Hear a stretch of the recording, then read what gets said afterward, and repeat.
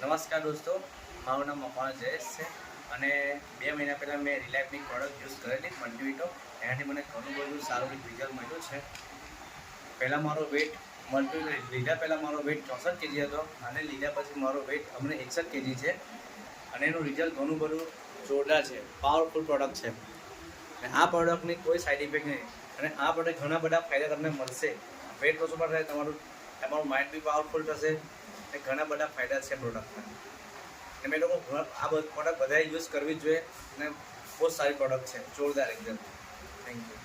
Hello friend, मैं गौरीशंकर नायक। हमारी company जो री लाइफ कंपनी, उसकी एक प्रोडक्ट मल्टीवीटो, उसका बहुत एक ज़बरदस्त रिजल्ट मिला है। वो मेरी वाइफ को हमने पिलाया है, उसका एक ज़बरदस्त रिजल्ट मिला है जो मेरी वाइफ को बताते हैं कैसे। 1 महीने में इसको मैं 1 महीने अंदर यूज की, मेरा था वेट 79, अभी 1 महीने के बाद अभी 76 हुआ है और बहुत बढ़िया है ये प्रोडक्ट। मैं यूज की हूँ, आप लोग भी सजेस्ट करती हूँ, आप लोग करो, वेट बहुत अच्छा रिजल्ट आएगी इसका। और मैं यही प्रोडक्ट यूज करके 5 किलो और कम करना चाहती हूँ और होगा भी।